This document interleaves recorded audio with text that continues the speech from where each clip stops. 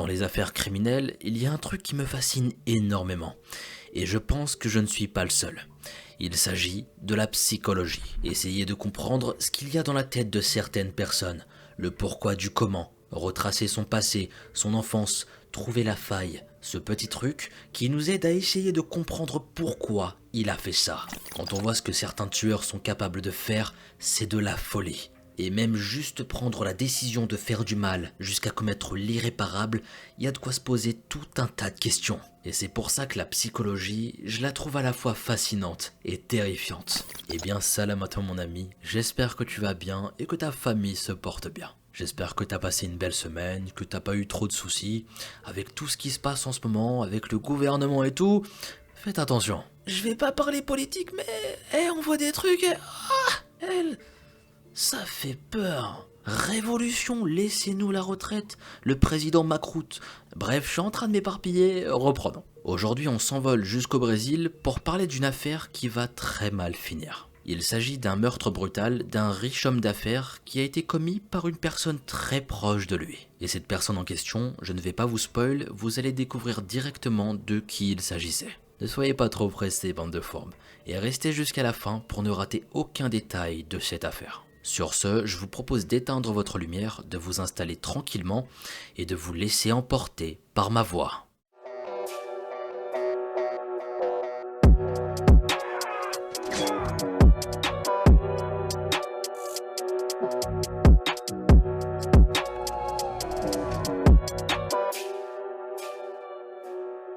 Au moment des faits, Marcos Kitano Matsunaga réside avec sa femme Elise à Sao Paulo, au Brésil. Assez jeune, il hérite de la compagnie Yoki, spécialisée dans la confection de produits alimentaires. Plutôt chanceux, il commençait bien sa vie. Et cette compagnie valait plusieurs millions d'euros. Rien que ça. L'entreprise Yoki est ce qu'on peut appeler un mastodonte du marché brésilien. La compagnie fut instaurée au pays en 1960 par le grand-père de Matsunaga, Yoshiro Kitano. Après avoir hérité de Yoki, Marcos Matsunaga en devient le principal gestionnaire et propriétaire, ce qui fait de lui l'une des personnes les plus riches du pays. Pour vous faire une idée de sa fortune, son père était connu comme s'étant hissé au rang de la 106e personne la plus riche du Brésil en 2004. Plutôt pas mal, hein? T'as pas un petit million en rap pour le petit Mongo? Non? Ok, on continue. De toute façon, c'est des radins, voilà. Faut dire ce qu'il y a dans la vie. Partagez. Donnez-nous un peu de thunes. Bref, le montant de la fortune de Matsunaga n'est pas connu de manière précise, mais on peut imaginer qu'il devait mener un train de vie plutôt confortable, ça on peut le dire. Bon, tout ça, c'était la petite capsule historique afin de savoir un peu plus sur la profession de Matsunaga. Et si vous êtes comme moi, vous me connaissez, amoureux de la bouffe, et que vous êtes curieux de savoir ce qu'on pouvait se procurer dans cette compagnie, eh bien je vais vous le dire, bande de morphales, parce que c'est toujours intéressant de savoir quand il s'agit de bouffe. Yoki est notamment connu pour ses grandes variétés de saveurs de popcorn. Ils sont connus aussi pour leurs épices et toutes sortes de produits pour grignoter. Voilà en gros ce que tu peux trouver chez Yoki. Je vous jure, j'ai l'impression de parler d'un sponsor, alors que pas du tout. Venez goûter les chips Yoki, produits de qualité des Matsunaga. Je réclame mon dû, ralassez-moi, give me my money, il n'y a pas de pub gratuite ici. Les sponsors, vous nous devez des sous, à moi et à ma communauté, pour qu'on puisse acheter un kebab. Bref, j'arrête mes bêtises parce que vous allez me détester. Je sais pas ce qui m'arrive, m'en tenez pas à rigueur, j'ai l'impression d'être sous substance aujourd'hui. Je tiens à préciser que je ne consomme pas. Jetez à l'œil, petit fourbe. Bref, reprenons. Étonnamment, peu de détails nous sont accessibles quant à l'enfance et au passé de Marcos Matsunaga. La date et le lieu de sa naissance sont inconnus. Nous savons cependant qu'il est d'origine japonaise. Mais hormis ces détails, il est difficile de dresser son historique. Nous pouvons peut-être supposer qu'il a été élevé au sein d'une famille très riche. Ici, j'aurais été curieux de savoir le domaine d'études qu'il a entrepris. Quelles étaient ses occupations, ses passions, comment il vivait ses relations avec ses proches. On sait toutefois qu'il se passionnait pour le vin et les armes à feu. Ne le jugeons pas trop vite, espérons qu'il n'avait pas l'habitude de mélanger ces deux passions. Je plaisante, mais le mélange peut être très fatal. D'après cette photo, nous pouvons penser qu'il devait être aussi plutôt fan de chasse. Et vous l'aurez compris, la femme qui figure à la droite de la photo est son épouse, Elise Matsunaga. Apparemment, Marcos Matsunaga aurait rencontré Elise sur un site destiné à se procurer des services d'escorte. et on reviendra dans quelques instants sur les détails de cette rencontre. Quelque temps après s'être découverts, Marcos et Elise développent une relation sentimentale très profonde, et tous deux forment alors rapidement un couple. Ils se sont mariés après 3 ans de fréquentation, et après que Marcos Matsunaga choisit de divorcer de sa première union. Et oui, selon les sources, Marcos Matsunaga était bel et bien un homme marié au moment où il rencontre Elise. Nous pouvons donc penser qu'il est fort probable qu'il était infidèle envers son ancienne femme, dont le nom nous est inconnu au moment des faits. Après tout, son habitude à solliciter des services d'escorte ne laisse rien présager de bon à ce sujet. Dans tous les cas, nous savons que Marcos Matsunaga décide de quitter sa première épouse, car il était beaucoup trop focus sur Elise. Il était subjugué par cette histoire d'amour idyllique. À la suite de leur mariage, le couple ont eu une fille, Elena Matsunaga, qui sera leur unique enfant. Et on reviendra plus en détail sur le cas d'Elena et ce qu'elle est devenue. Mais avant toute chose, qui est donc Elise? Qui est cette femme finalement? Plusieurs questions peuvent surgir dans notre esprit, et on va essayer d'y répondre maintenant. On va dresser le portrait de cette jeune femme, qui a su conquérir le cœur de l'un des hommes d'affaires les plus puissants du Brésil. Alors qu'il est difficile d'avoir accès à la majorité des détails entourant la biographie de Marcos Matsunaga, nous connaissons heureusement un peu plus de détails au sujet de la vie et du passé d'Elise Matsunaga. Elise Matsunaga répondait au nom d'Elise Ramos avant son mariage avec Marcos. C'est une citoyenne brésilienne née en 1947, et plus précisément à Chopinzino au Brésil. Et j'espère que je l'ai bien dit. Chopinzino. Chopinzino. Chopinzino. Chopinzino. Bref, Chopinzino. Il est raconté qu'elle vit le jour au sein même de son foyer familial. Elise est issue d'une famille catholique plutôt modeste, pour ne pas dire qu'elle et sa famille vivent dans une situation assez précaire. Il est également raconté qu'Elise a le malheur de perdre son père alors qu'elle n'était âgée que de 3 ans, après que ce dernier avait décidé d'abandonner sa famille. On peut alors s'imaginer que l'enfance d'Elise n'a pas dû être facile. Grandir dans un foyer démuni, privé de son père à un âge si jeune, ça devait être très très dur. Disons qu'il faut une sacrée force pour parvenir à garder la tête hors de l'eau dans une telle situation. Comme je le disais, ça devait être une très dure expérience pour Elise. Malheureusement, nous savons que le fait d'être élevé dans une grande pauvreté, avec peu de soutien parental, engendre très régulièrement des difficultés de développement, autant sur le point de vue personnel que professionnel.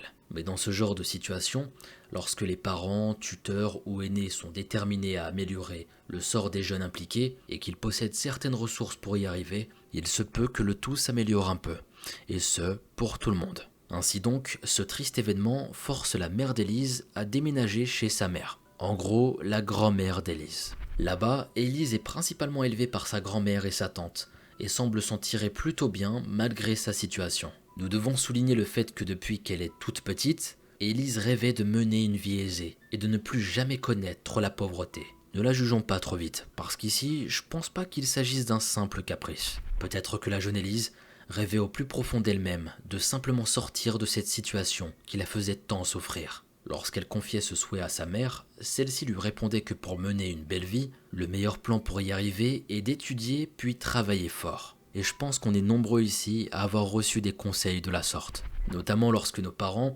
nous incitaient à poursuivre nos études, qui parfois pouvaient être plutôt lourdes et fastidieuses. Mais comme vous pouvez vous en douter, la mère d'Elise n'a jamais eu accès aux revenus nécessaires pour couvrir les frais liés aux études de sa fille. Et Elise s'est vue contrainte de se faire de l'argent par ses propres moyens. Et c'est à ce moment qu'Elise entreprend de déménager à Sao Paulo. Là-bas, elle deviendra escorte via un site destiné à cette occupation. Elle estimait que cette décision était un bon moyen de gagner de l'argent rapidement et sans trop de difficultés. Et que tout ça lui permettra aussi d'atteindre un certain niveau d'indépendance en possédant son propre logement tout en réalisant enfin ses études. Il est fréquent que ceux et celles qui s'inscrivent sur un site d'escorte adoptent un pseudonyme. Et selon les sources, Elise répondait à ce moment au nom de Kelly. Au bout de quelques temps, Elise parvient à compléter une formation d'infirmière en plus d'être en mesure de payer les frais associés à son nouveau logement. Comme nous l'avons dit plus tôt, Marcos Matsunaga et Elise se sont rencontrés via ce même réseau d'escorte. Il est raconté que Marcos Matsunaga avait pour habitude de fréquenter ce genre de site afin de se changer les idées. Peut-être pour oublier tout le stress qu'il avait par rapport à son travail d'homme d'affaires, qui sait. Après que Marcos Matsunaga entre en contact avec Elise, Il devient très rapidement très attaché à elle, et il prend désormais rendez-vous seulement avec elle. Et comme on l'a dit plus tôt, Marcos et Elise vont se marier très rapidement, soit 3 ans à peu près après leur rencontre. Le mariage a eu lieu dans une église, et on rapporte qu'Elise, lors de cet heureux événement, est non seulement heureuse en raison de ce mariage, mais surtout parce qu'enfin, elle peut vivre la vie de luxe dont elle a toujours rêvé. Et c'est à partir d'ici qu'il va se passer des choses plutôt sombres. Tout semblait bien se passer, une rencontre, ils tombent amoureux, ils se marient, mais quelque chose va se produire. Si je suis là pour vous parler de cette affaire, vous vous doutez bien qu'il y a une ombre sur le tableau. En ce moment, j'ai l'impression que dans nos affaires, on n'a pas le droit au mariage parfait. Il y a toujours quelque chose qui va tout gâcher. Dans quel monde on vit, bordel ? Alors sans plus attendre, découvrons ensemble ce qui s'est passé le soir du 19 mai 2012.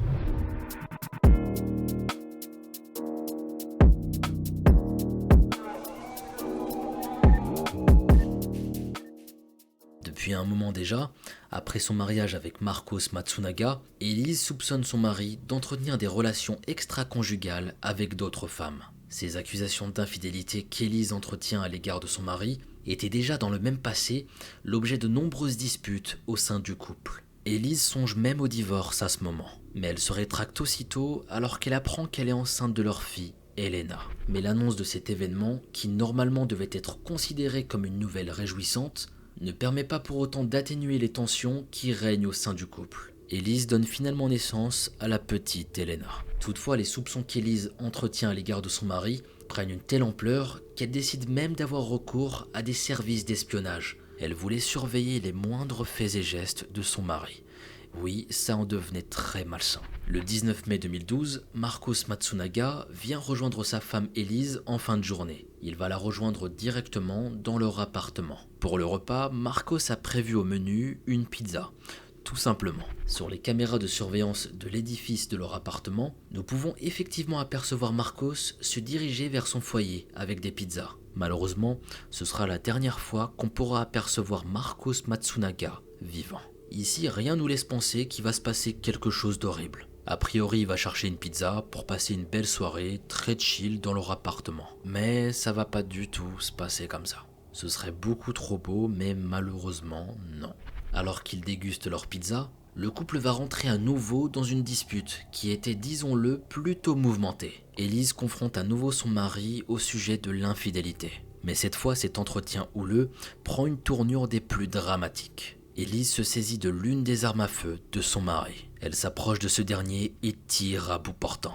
On raconte également qu'Elise décide d'égorger son époux après avoir tiré sur lui. Quand on s'acharne à ce point sur une personne qui de toute évidence perd la vie dès un premier tir, c'est qu'il devait forcément y avoir une certaine rage. Un lourd facteur émotionnel qui viendrait expliquer la raison des tirs supplémentaires qui sont, disons-le, inutiles. Marcos Matsunaga était déjà mort dès le premier tir, sachant qu'elle a visé sa tête. Je sais pas ce que vous en pensez, mais un tel acharnement, je trouve que ça fait froid dans le dos. Ainsi donc, Marcos Matsunaga perd la vie à ce moment même, alors qu'il était âgé de seulement 42 ans. Après avoir commis ce meurtre, Elise, voulant se débarrasser du corps de son mari, s'empresse de le découper puis d'emballer soigneusement chacune de ses parties dans des sacs à ordures avant de les dissimuler à l'intérieur de valises. Sur les caméras de surveillance de leur résidence conjugale, nous pouvons en effet ici constater un extrait des enregistrements des caméras de surveillance du complexe de leur appartement.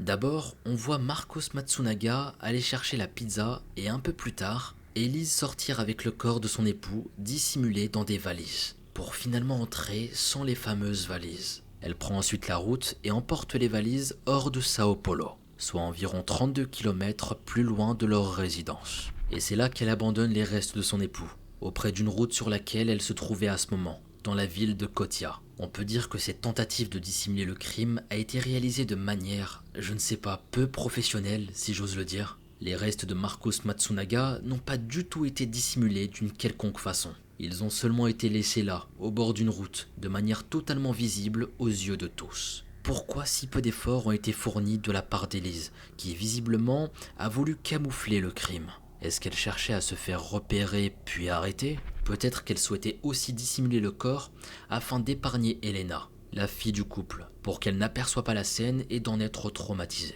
Et bien tout ça, on va essayer de le découvrir dans les minutes qui suivent. Bref, la police mettra du temps avant de découvrir les restes éparpillés de Marcos Matsunaga. Quand il tombe dessus, la police ouvre aussitôt une enquête afin de comprendre qui est responsable de ce crime sordide. Comme vous le savez sans doute, dans ce genre d'affaires, la première personne à être considérée comme suspect principal est le conjoint ou la conjointe du défunt. C'est donc très rapidement que la police remonte à la résidence des Matsunaga. Et là, elle met la main sur les enregistrements des caméras de surveillance contenant l'intégralité des événements de la soirée du 19 mai 2012. Après avoir constaté les actes plus que suspects d'Elise, celle-ci est aussitôt interpellée, puis arrêtée afin d'être interrogée. Eh bien Elise Matsunaga, il est temps pour toi de faire face à ton crime et de reconnaître l'atrocité de tes actes. Banks.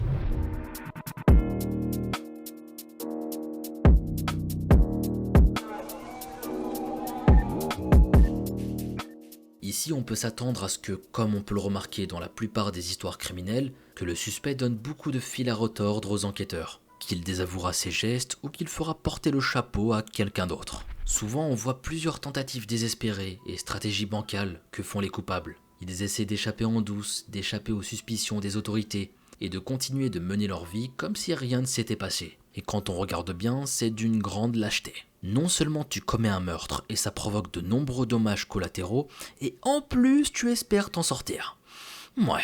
Et bien étrangement, c'est totalement le comportement inverse qu'adopta Elise à la suite de son arrestation. À la grande surprise de tout le monde, elle va tout avouer. Elle avoue presque instantanément que c'est elle qui a assassiné son mari, que c'est bien elle qui a abandonné les restes de son corps découpés et mutilés, proche d'une route non loin de leur appartement. Cette histoire est rapidement à la une de tous les médias brésiliens qui s'empressent de parler de l'affaire. Et comme vous l'avez compris, ce qui a poussé Elise à commettre ce meurtre, c'était l'infidélité de son mari. Toujours cette même problématique qui, tôt après leur mariage, posait déjà beaucoup de disputes dans leur couple. Le motif criminel aurait pu être l'argent comme dans de nombreux cas, mais non, on est vraiment sur l'infidélité ici. Elise avoue tout au sujet de ce motif, et en plus, elle déclare qu'elle subissait depuis un moment des abus d'ordre psychologique et sexuel de la part de son mari. De plus, elle raconte que Marcos l'avait menacée de partir en emportant leur fille Helena, qui au moment des faits est âgée d'1 an seulement. Je pense personnellement que c'est la raison pour laquelle Elise n'a visiblement fait aucun effort pour dissimuler son crime, en plus de passer aux aveux aussi rapidement. Peut-être qu'elle voulait désespérément partager cette situation qui la faisait tant souffrir. Je vous avoue que je ne suis pas certain de comprendre et que je suis un peu perdu. Je tiens à dire qu'elle a quand même découpé son mari. C'est pas rien de découper quelqu'un. Faut vraiment être complètement marteau pour faire ça. Une telle barbarie et le fait qu'elle avoue tout, je sais pas mais c'est tellement paradoxal. Je vous jure, on a l'impression qu'il y a quelque chose qui cloche. Une telle facilité à le tuer, à le découper, à le mettre dans une valise, mais elle va passer aux aveux si facilement. Je sais pas, je trouve ça bizarre. Ce qui est sûr ici, c'est qu'Elise avait besoin d'aide à un moment de sa vie. Ça, c'était certain. Elle avait besoin que des gens prennent soin d'elle. Ça aurait pu la sauver et éviter ce drame. Et je fais une petite parenthèse ici, parce que c'est important et qu'on sait jamais. Je vous affiche quelques numéros importants à l'écran. Comme ça, au cas où, si un proche ou vous-même subissez des situations de violence conjugale ou autre, n'hésitez pas, ça coûte rien d'en parler, de demander de l'aide et d'extérioriser. Parfois, il suffit d'un seul contact, d'une bonne oreille, et le cheminement de ta vie prend tout un autre sens. Et c'est véridique, dans la vie, t'as des gens qui tournent mal, et qui un jour font une très belle rencontre et se reprennent en main, tout simplement. Juste une rencontre peut tout changer dans la vie de quelqu'un. Ça, c'est réel. Bref, parenthèse terminée, reprenons. En plus de tout ça, Elise affirme lors de son procès que certains membres de la famille de son époux exigeaient de sa part un test ADN dès qu'ils ont appris qu'elle travaillait auparavant en tant qu'escorte. C'est assez curieux et ça n'a pas trop de rapport avec le reste ici. En quoi un test ADN peut contribuer à quoi que ce soit dans ce genre de situation? Complètement farfelu. Peut-être que certains détails techniques m'échappent, ou peut-être que cette idée est tout simplement absurde. Peut-être est-ce pour confirmer son identité. Je suis assez curieux de connaître votre opinion sur ce sujet. Enfin bon, Elise a commis l'irréparable. Elle a été poussée à l'assassinat de son mari après cette ultime dispute. Au cours de son procès, Elise déclare qu'elle-même ne savait pas quelle émotion elle ressentait quand elle a commis ce crime. Elle va même déclarer la phrase suivante. Honnêtement, je n'ai pas vraiment d'idée en ce qui concerne quelle émotion me poussa à assassiner mon mari, Marcos Matsunaga. À l'issue de son procès, Elise Matsunaga est condamnée à 19 ans de prison. Je trouve ça pas énorme pour un crime d'une telle barbarie. parce que la laisser en liberté après ça, je voudrais pas la rencontrer, hein.